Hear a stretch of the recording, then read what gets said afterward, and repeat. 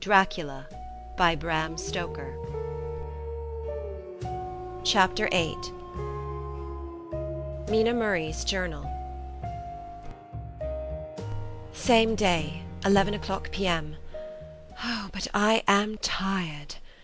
If it were not that I had made my diary a duty, I should not open it tonight. We had a lovely walk. Lucy after a while was in gay spirits, owing, I think, to some dear cows who came nosing towards us in a field close to the lighthouse, and frightened the wits out of us. I believe we forgot everything, except, of course, personal fear, and it seemed to wipe the slate clean and give us a fresh start. We had a capital severe tea at Robin's Hood Bay in a sweet little old-fashioned inn, with a bow window right over the seaweed-covered rocks of the Strand. I believe we should have shocked the new woman with our appetites. Men are more tolerant, bless them. Then we walked home with some, or rather many, stoppages to rest, and with our hearts full of a constant dread of wild bulls. Lucy was really tired, and we intended to creep off to bed as soon as we could. The young curate came in, however, and Mrs. Westenra asked him to stay for supper. Lucy and I had both a fight for it with the dusty miller. I know it was a hard fight on my part, and I am quite heroic. I think that some day the bishops must get together and see about breeding up a new class of curates who don't take supper, no matter how hard they may be pressed to, and who will know when girls are tired. Lucy is asleep and breathing softly. She has more colour in her cheeks than usual, and looks oh so sweet. If Mr. Holmwood fell in love with her, seeing her only in the drawing-room, I wonder what he would say if he saw her now. Some of the new women writers will some day start an idea that men and women should be allowed to see each other asleep before proposing and accepting. But I suppose the new woman won't condescend in future to accept. She will do the proposing herself, and a nice job she will make of it too. There's some consolation in that. I am so happy tonight, because dear Lucy seems better. I really believe she has turned the corner, and that we are over her troubles with dreaming. I should be quite happy if I only knew if Jonathan... God bless and keep him. 11th August. Diary again. No sleep now, so I may as well write. I am too agitated to sleep. We have had such an adventure, such an agonizing experience. I fell asleep as soon as I had closed my diary. Suddenly I became broad awake and sat up, with a horrible sense of fear upon me, and of some feeling of emptiness around me. The room was dark, so I could not see Lucy's bed. I stole across and felt for her. The bed was empty. I lit a match and found that she was not in the room. The door was shut but not locked as I had left it. I feared to wake her mother, who has been more than usually ill lately, so threw on some clothes and got ready to look for her. As I was leaving the room, it struck me that the clothes she wore might give me some clue as to her dreaming intention. Dressing-gown would mean house, dress outside. Dressing-gown and dress were both in their places. Thank God, I said to myself, she cannot be far, as she is only in her night-dress. I ran downstairs and looked in the sitting-room. Not there. Then I looked in all the other rooms of the house, with an ever-growing fear chilling my heart. Finally I came to the hall door and found it open. It was not wide open, but the catch of the lock had not caught. The people of the house are careful to lock the door every night, so I feared that Lucy must have gone out as she was. There was no time to think of what might happen. A vague, overmastering fear obscured all details. I took a big, heavy shawl and ran out. The clock was striking 1 as I was in the crescent, and there was not a soul in sight. I ran along the north terrace, but could see no sign of the white figure I expected. At the edge of the west cliff above the pier I looked across the harbour to the east cliff, in the hope, or fear, I don't know which, of seeing Lucy in our favourite seat.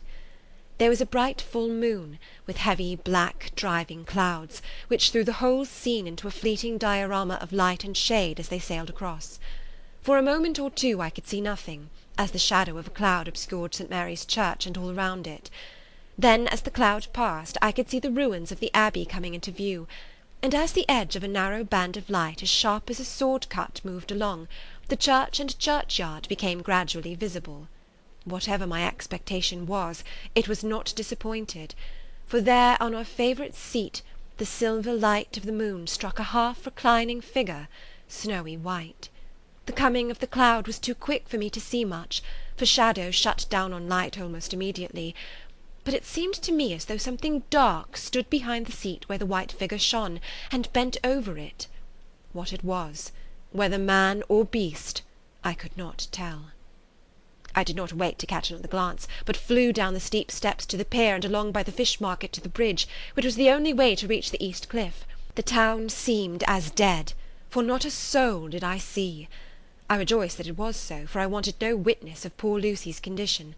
The time and distance seemed endless, and my knees trembled and my breath came laboured as I toiled up the endless steps to the Abbey. I must have gone fast, and yet it seemed to me as if my feet were weighted with lead, and as though every joint in my body were rusty. When I got almost to the top I could see the seat and the white figure, for I was now close enough to distinguish it even through the spells of shadow. There was undoubtedly something, long and black, bending over the half-reclining white figure. I called in fright, "Lucy! Lucy!" and something raised a head, and from where I was I could see a white face and red gleaming eyes. Lucy did not answer, and I ran on to the entrance of the churchyard. As I entered, the church was between me and the seat, and for a minute or so I lost sight of her. When I came in view again, the cloud had passed, and the moonlight struck so brilliantly that I could see Lucy half reclining with her head lying over the back of the seat. She was quite alone, and there was not a sign of any living thing about. When I bent over her, I could see that she was still asleep. Her lips were parted, and she was breathing, not softly as usual with her, but in long, heavy gasps, as though striving to get her lungs full at every breath. As I came close, she put up her hand in her sleep, and pulled the collar of her nightdress close around her, as though she felt the cold. I flung the warm shawl over her, and drew the edges tight round her neck, for I dreaded lest she should get some deadly chill from the night air, unclad as she was. I feared to wake her all at once, so in order to have my hands free to help her, I fastened the shawl at her throat with a big safety pin. But I must have been clumsy in my anxiety and pinched or pricked her with it, for by and by, when her breathing became quieter, she put her hand to her throat again and moaned. When I had her carefully wrapped up, I put my shoes on her feet, and then began very gently to wake her. At first she did not respond, but gradually she became more and more uneasy in her sleep, moaning and sighing occasionally. At last, as time was passing fast, and for many other reasons, I wished to get her home at once. I shook her forcibly, till finally she opened her eyes and awoke. She did not seem surprised to see me, as of course she did not realize all at once where she was.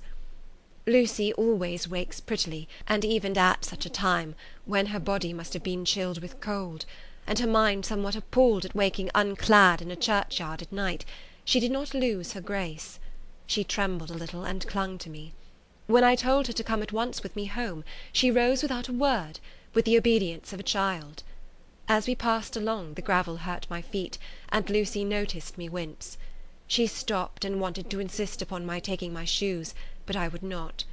However, when we got to the pathway outside the churchyard, where there was a puddle of water remaining from the storm, I daubed my feet with mud, using each foot in turn on the other, so that, as we went home, no one, in case we should meet anyone, should notice my bare feet. Fortune favoured us, and we got home without meeting a soul. Once we saw a man, who seemed not quite sober, passing along a street in front of us. But we hid in a door till he had disappeared up an opening such as there are here, steep little closes, or wynds, as they call them in Scotland. My heart beat so loud all the time sometimes I thought I should faint.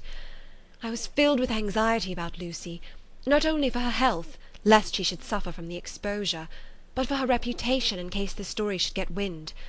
When we got in and washed our feet, and had said a prayer of thankfulness together, I tucked her into bed. Before falling asleep, she asked, even implored me not to say a word to anyone, even her mother, about her sleep-walking adventure. I hesitated at first to promise, but on thinking of the state of her mother's health, and how the knowledge of such a thing would fret her, and think too of how such a story might become distorted, nay, infallibly would, in case it should leak out, I thought it wiser to do so. I hope I did right. I have locked the door, and the key is tied to my wrist, so perhaps I shall not be again disturbed. Lucy is sleeping soundly. The reflex of the dawn is high and far over the sea. Same day, noon. All goes well. Lucy slept till I woke her, and seemed not to have even changed her side. The adventure of the night does not seem to have harmed her. On the contrary, it has benefited her, for she looks better this morning than she has done for weeks. I was sorry to notice that my clumsiness with the safety pin hurt her. Indeed, it might have been serious, for the skin of her throat was pierced. I must have pinched up a piece of loose skin and have transfixed it, for there are two little red points like pinpricks, and on the band of her night-dress was a drop of blood. When I apologized and was concerned about it, she laughed and petted me, and said she did not even feel it. Fortunately, it could not leave a scar, as it is so tiny. Same day, night. We passed a happy day. The air was clear and the sun bright, and there was a cool breeze.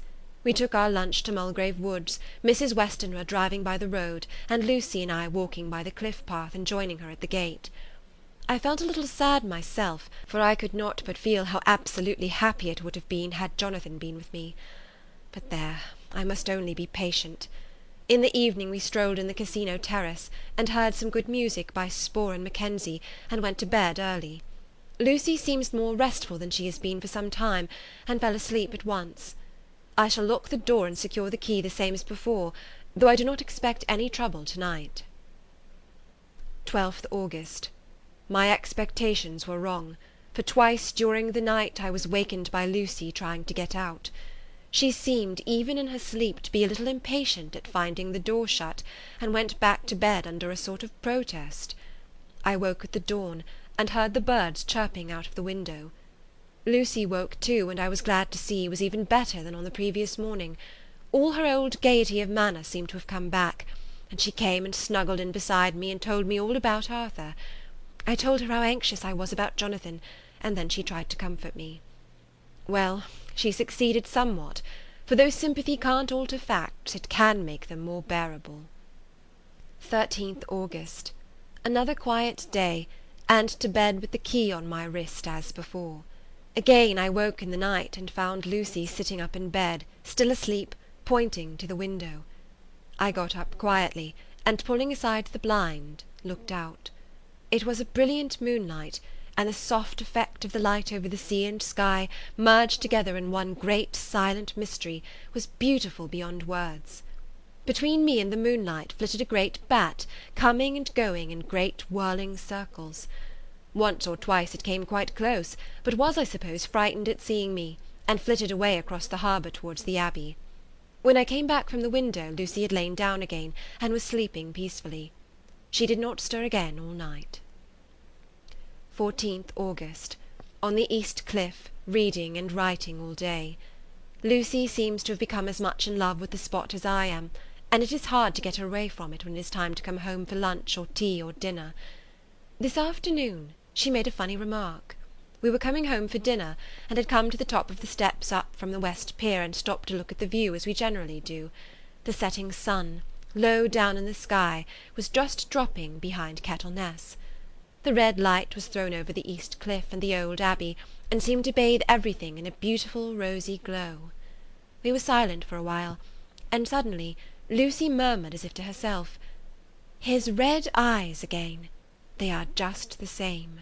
It was such an odd expression, coming apropos of nothing, that it quite startled me. I slowed round a little as to see Lucy well without seeming to stare at her, and saw that she was in a half-dreamy state, with an odd look on her face that I could not quite make out, so I said nothing but followed her eyes. She appeared to be looking over at our own seat, whereon was a dark figure seated alone. I was quite a little startled myself, for it seemed for an instant as if the stranger had great eyes like burning flames, but a second look dispelled the illusion. The red sunlight was shining on the windows of St. Mary's Church behind our seat, and as the sun dipped there was just sufficient change in the reflection and refraction to make it appear as if the light moved. I called Lucy's attention to the peculiar effect, and she became herself with a start, but she looked sad all the same. It may have been that she was thinking of that terrible night up there. We never refer to it, so I said nothing, and we went home to dinner. Lucy had a headache, and went early to bed. I saw her asleep, and went out for a little stroll myself.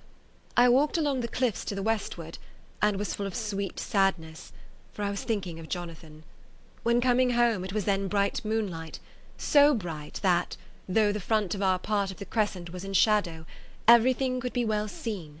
I threw a glance up at our window, and saw Lucy's head leaning out. I opened my handkerchief and waved it. She did not notice or make any movement whatever. Just then the moonlight crept round an angle of the building, and the light fell on the window. There distinctly was Lucy with her head lying up against the side of the window-sill, and her eyes shut. She was fast asleep, and by her, seated on the window-sill, was something that looked like a good-sized bird. I was afraid she might get a chill, so I ran upstairs, but as I came into the room she was moving back to her bed, fast asleep and breathing heavily. She was holding her hand to her throat, as though to protect it from the cold. I did not wake her, but tucked her up warmly. I have taken care that the door is locked and the window securely fastened. She looks so sweet as she sleeps, but she is paler than is her wont, and there is a drawn, haggard look under her eyes which I do not like. I fear she is fretting about something. I wish I could find out what it is. 15th August. Rose later than usual. Lucy was languid and tired, and slept on after we had been called. We had a happy surprise at breakfast. Arthur's father is better, and wants the marriage to come off soon. Lucy is full of quiet joy, and her mother is glad and sorry at once. Later on in the day she told me the cause. She is grieved to lose Lucy as her very own, but is rejoiced that she is soon to have someone to protect her. Poor dear sweet lady! She confided to me that she has got her death warrant. She has not told Lucy, and has made me promise secrecy. Her doctor told her that within a few months at most she must die, for her heart is weakening. At any time, even now, a sudden shock would be almost sure to kill her. Ah, we were wise to keep from her the affair of the dreadful night of Lucy's sleep-walking. 17th August. No diary for 2 whole days. I have not had the heart to write. Some sort of shadowy pall seems to be coming over our happiness. No news from Jonathan, and Lucy seems to be growing weaker, whilst her mother's hours are numbering to a close. I do not understand Lucy's fading away as she is doing. She eats well and sleeps well and enjoys the fresh air, but all the time the roses in her cheeks are fading, and she gets weaker and more languid day by day. At night I hear her gasping as if for air. I keep the key of our door always fastened to my wrist at night, but she gets up and walks about the room, and sits at the open window. Last night I found her leaning out when I woke up, and when I tried to wake her, I could not. She was in a faint. When I managed to restore her, she was as weak as water, and cried silently between long, painful struggles for breath. When I asked her how she came to be at the window, she shook her head and turned away. I trust her feeling ill may not be from that unlucky prick of the safety-pin. I looked at her throat just now as she lay asleep, and the tiny wounds seem not to have healed. They are still open, and if anything larger than before, and the edges of them are faintly white. They are like little white dots with red centres. Unless they heal within a day or two, I shall insist on the doctor seeing about them. Letter, Samuel F. Billington and Son, Solicitors Whitby to Messrs. Carter, Patterson and Co., London, 17th of August. Dear Sirs, herewith please receive invoice of goods sent by Great Northern Railway. Same are to be delivered at Carfax, near Purfleet, immediately on receipt at goods station King's Cross. The house is at present empty, but enclosed please find keys, all of which are labelled. You will please deposit the boxes, 50 in number, which form the consignment, in the partially ruined building forming part of the house, and marked A on rough diagrams enclosed. Your agent will easily recognise the locality, as it is the ancient chapel of the mansion. The goods leave by the train at 9:30 tonight, and will be due at King's Cross at 4:30 tomorrow afternoon. As our client wishes the delivery made as soon as possible, we shall be obliged by your having teams ready at King's Cross at the time named, and forthwith conveying the goods to destination. In order to obviate any delays possible through any routine requirements as to payment in your departments, we enclose cheque herewith for £10, receipt of which please acknowledge. Should the charge be less than this amount, you can return balance, If greater, we shall at once send check for difference on hearing from you. You are to leave the keys on coming away in the main hall of the house, where the proprietor may get them on his entering the house by means of his duplicate key. Pray do not take us as exceeding the bounds of business, courtesy, in pressing you in all ways to use the utmost expedition. We are, dear sirs, faithfully yours, Samuel F. Billington and Son. Letter, Messrs. Carter, Patterson and Company, London, to Messrs. Billington and Son, Whitby. 21 August. Dear Sirs, we beg to acknowledge £10 received and to return cheque of £1 17s 9d, amount of overplus, as shown in receipted accounts herewith. Goods are delivered in exact accordance with instructions, and keys left in parcel in main hall, as directed. We are, dear sirs, yours respectfully, Pro. Carter, Patterson and Company. Mina Murray's Journal. 18th August. I am happy to-day, and right sitting on the seat in the churchyard. Lucy is ever so much better. Last night she slept well all night, and did not disturb me once. The roses seem coming back already to her cheeks, though she is still sadly pale and wan-looking. If she were in any way anemic I could understand it, but she is not. She is in gay spirits and full of life and cheerfulness. All the morbid reticence seems to have passed from her, and she has just reminded me, as if I needed any reminding, of that night, and that it was here on this very seat I found her asleep. As she told me, she tapped playfully with the heel of her boot on the stone slab and said, "My poor little feet didn't make much noise then. I dare say poor old Mr. Swales would have told me that it was because I didn't want to wake up Geordie."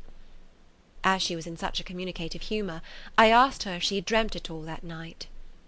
Before she answered, that sweet puckered look came into her forehead, which Arthur, I call him Arthur from a habit, says he loves, and indeed I don't wonder that he does. Then she went on in a half-dreaming kind of way, as if trying to recall it to herself. I didn't quite dream, but it all seemed to be real. I only wanted to be here in this spot. I don't know why, for I was afraid of something, I don't know what. I remember, though I suppose I was asleep, passing through the streets and over the bridge. A fish leapt as I went by, and I leaned over to look at it, and I heard a lot of dogs howling. The whole town seemed as if it must be full of dogs, all howling at once as I went up the steps. Then I had a vague memory of something long and dark with red eyes, just as we saw in the sunset, and something very sweet and very bitter all around me at once. And then I seemed sinking into deep green water, and there was a singing in my ears, as I have heard there is to drowning men, and then everything seemed passing away from me. My soul seemed to go out from my body and float about the air. I seemed to remember that once the West Lighthouse was right under me, and then there was a sort of agonizing feeling, as if I were in an earthquake, and I came back and found you shaking my body. I saw you do it before I felt you. Then she began to laugh. It seemed a little uncanny to me, and I listened to her breathlessly. I did not quite like it, and thought it better not to keep her mind on the subject, so we drifted on to another subject, and Lucy was like her old self again. When we got home the fresh breeze had braced her up, and her pale cheeks were really more rosy. Her mother rejoiced when she saw her, and we all spent a very happy evening together. 19th August. Joy, joy, joy! Although not all joy. At last news of Jonathan. The dear fellow has been ill, that is why he did not write. I am not afraid to think it or to say it, now that I know. Mr. Hawkins sent me on the letter, and wrote himself, oh, so kindly. I am to leave in the morning and go over to Jonathan, and to help to nurse him, if necessary, and to bring him home. Mr. Hawkins says it would not be a bad thing if we were to be married out there. I have cried over the good sister's letter till I can feel it wet against my bosom where it lies. It is of Jonathan, and must be near my heart, for he is in my heart. My journey is all mapped out, and my luggage ready. I am only taking one change of dress. Lucy will bring my trunk to London and keep it till I send for it, for it may be that... I must write no more. I must keep it to say to Jonathan, my husband. The letter that he has seen and touched must comfort me till we meet. Letter, Sister Agatha, Hospital of St. Joseph and St. Mary, Budapest, to Miss Wilhelmina Murray. 12th of August. Dear Madam, I write by desire of Mr. Jonathan Harker, who is himself not strong enough to write, though progressing well, thanks to God and St. Joseph and St. Mary. He has been under our care for nearly 6 weeks, suffering from a violent brain fever. He wishes me to convey his love, and to say that by this post I write for him to Mr. Peter Hawkins, Exeter, to say, with his dutiful respects, that he is sorry for his delay, and that all of his work is completed. He will require some few weeks' rest in our sanatorium in the hills, but will then return.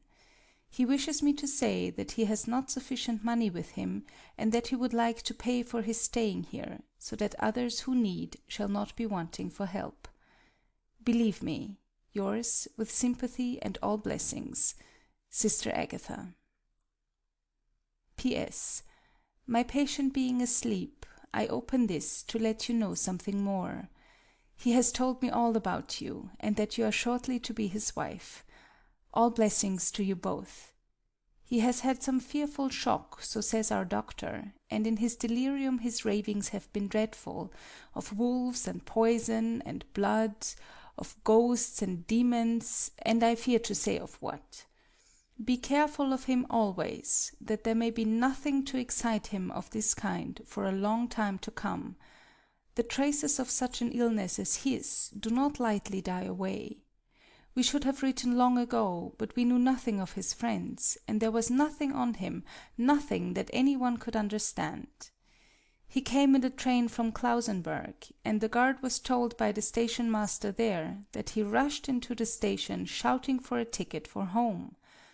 Seeing from his violent demeanor that he was English, they gave him a ticket for the furthest station on the way thither that the train reached.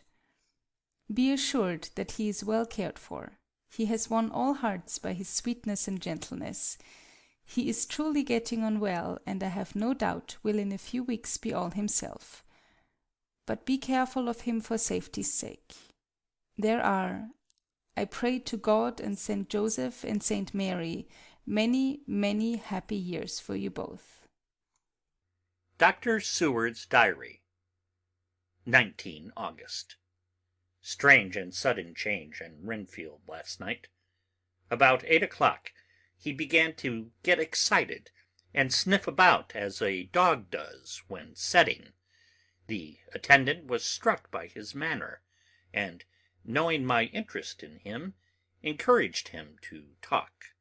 He is usually respectful to the attendant, and at times servile, but tonight, the man tells me, he was quite haughty, would not condescend to talk with him at all. All he would say was, "I don't want to talk to you. You don't count now. The master is at hand." The attendant thinks it is some sudden form of religious mania which has seized him. If so, we must look out for squalls, for a strong man with homicidal and religious mania at once might be dangerous. The combination is a dreadful one. At 9 o'clock I visited him myself. His attitude to me was the same as that to the attendant. In his sublime self-feeling, the difference between myself and the attendant seemed to him as nothing. It looks like religious mania, and he will soon think that he himself is God. These infinitesimal distinctions between man and man are too paltry for an omnipotent being. How these madmen give themselves away! The real God taketh heed lest a sparrow fall. But the God created from human vanity sees no difference between an eagle and a sparrow. Oh, if men only knew! For half an hour or more Renfield kept getting excited in greater and greater degree. I did not pretend to be watching him, but I kept strict observation all the same.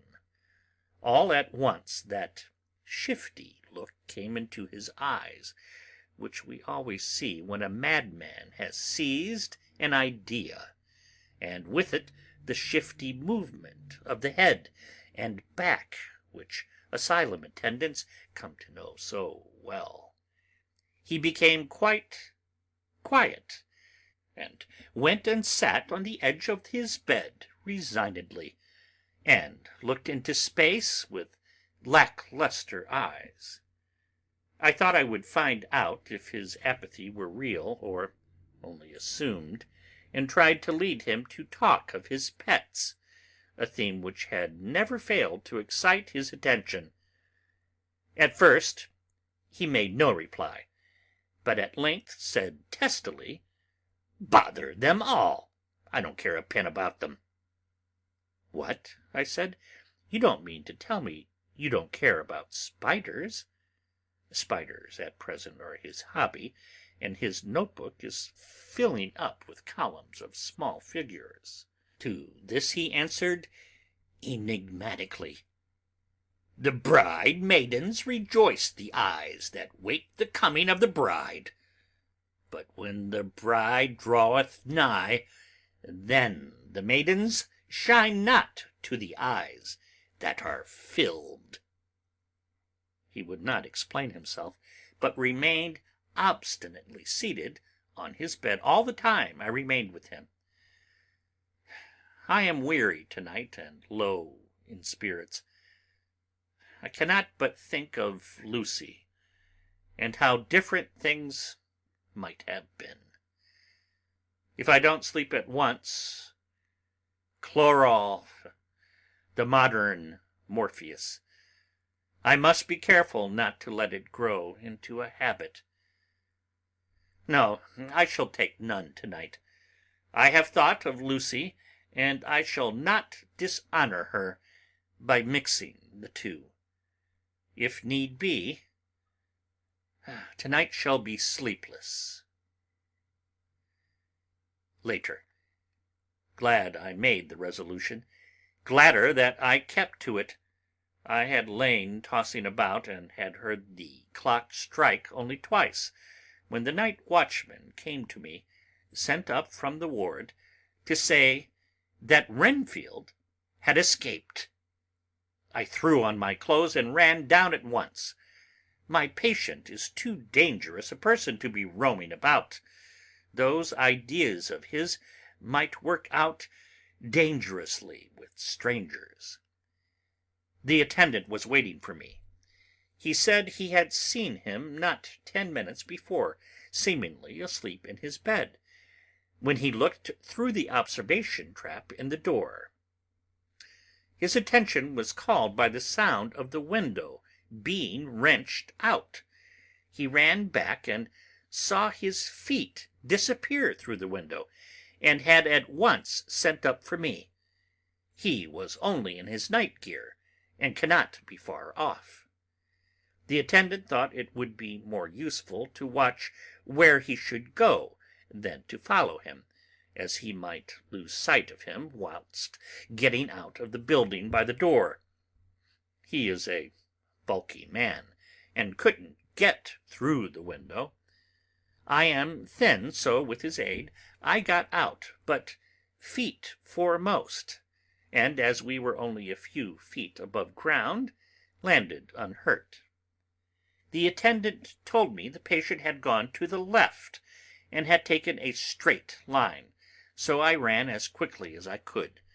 As I got through the belt of trees, I saw a white figure scale the high wall which separates our grounds from those of the deserted house. I ran back at once, told the watchman to get 3 or 4 men immediately and follow me into the grounds of Carfax, in case our friend might be dangerous.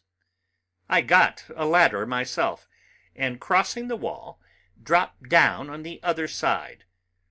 I could see Renfield's figure just disappearing behind the angle of the house, so I ran after him. On the far side of the house I found him pressed close against the old iron-bound oak door of the chapel. He was talking apparently to someone, but I was afraid to go near enough to hear what he was saying, lest I might frighten him and he should run off. Chasing an errant swarm of bees is nothing to following a naked lunatic when the fit of escaping is upon him. After a few minutes, however, I could see that he did not take note of anything around him, and so ventured to draw nearer to him, the more so as my men had now crossed the wall and were closing him in. I heard him say, "I'm here to do your bidding, master. I am your slave, and you will reward me, for I shall be faithful. I have worshipped you long and afar off. Now that you are near, I await your commands, and you will not pass me by, will you, dear master, in your distribution of good things?" He is a selfish old beggar anyhow. He thinks of the loaves and fishes even when he believes he is in a real presence. His manias make a startling combination. When we closed in on him, he fought like a tiger. He is immensely strong, for he was more like a wild beast than a man. I never saw a lunatic in such a paroxysm of rage before, and I hope I shall not again. It is a mercy that we have found out his strength and his danger in good time. With strength and determination like his, he might have done wild work before he was caged. He is safe now, at any rate. Jack Sheppard himself couldn't get free from the strait waistcoat that keeps him restrained, and he's chained to the wall in the padded room. His cries are at times awful, but the silences that follow are more deadly still, for he means murder in every turn and movement. Just now he spoke coherent words for the first time. "I shall be patient, master. It is coming, coming, coming." So I took the hint and came to. I was too excited to sleep, but this diary has quieted me, and I feel I shall get some sleep tonight. End of chapter 8.